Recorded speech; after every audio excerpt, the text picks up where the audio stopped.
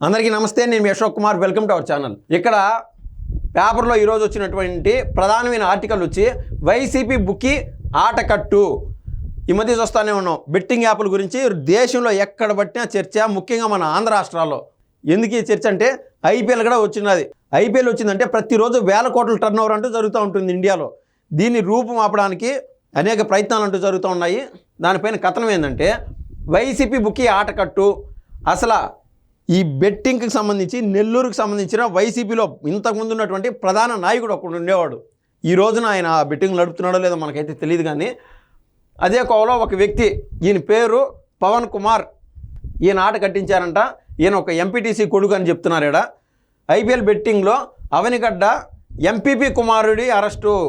MPTC కాదు, MPP కుమారుడు arrest. ఆయన పేరు పవన్ కుమారు. ప్రస్తుతం జరుగుతున్న ఐపీఎల్ మ్యాచ్లపై బెట్టింగ్లు జోరుగా జరుగుతున్న విషయం తెలిసిందే. ఇంక ఈ బెట్టింగ్లకు నగరంలోని అయ్యప్ప నగర్ నెహ్రూ రోడ్డులో ఉంటున్న ఇళ్ళ లోకేష్ 30 ఏళ్ల వయసు అతను ఇంట్లోనే ఉరేసుకొని ఆత్మహత్య చేసుకున్న విషయం తెలిసిందే. ఈ ఘటనను పోలీసు అధికారులు తీవ్రంగా పరిగణించారు. ఐపీఎల్ క్రికెట్ బెట్టింగ్ జోరులో వైసీపీ బుక్కి క్లీన్ బౌల్డ్ అయిపోయాడు. అవనిగడ్డ నుంచి వచ్చి పటమట కేంద్రంగా లక్షల్లో పందాలు కడుతున్న అవనిగడ్డ ఎంపీపీ తుంగల సుమతీదేవి కుమారుడు పవన్ కుమార్ను పోలీసులు చాకచక్యంగా పట్టుకున్నారు. అతని ఫోను, బ్యాంకు ఖాతాలను పరిశీలించిన పోలీసులు తెర వెనుక ఉన్నవారిని బయటకు లాగే పనిలో పడ్డారు. సో ఇతను ఒక మాట చెప్పాలంటే డాన్ అనమాట. అంటే అతను కేవలం బెట్లు వేయడం కాదు, బెట్లు ఎక్కువ మంది పిల్లల్ని అందరిని దగ్గరికి తీసి వాళ్ళ దగ్గర బెట్లు వేపిస్తూ ఉంటాడు.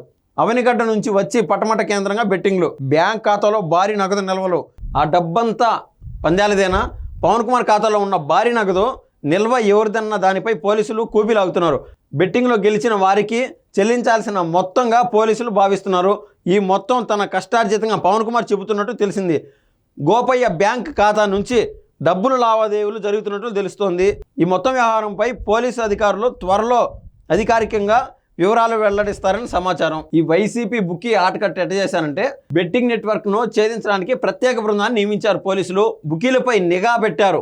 పక్కా సమాచారంతో వేటాడదామని వేచి ఉన్న ఈ బృందానికి వైసీపీకి చెందిన అవనిగడ్డ ఎంపీపీ తుంగల సుమతీదేవి కుమారుడు పవన్ కుమార్ దొరికినట్టు తెలిసింది.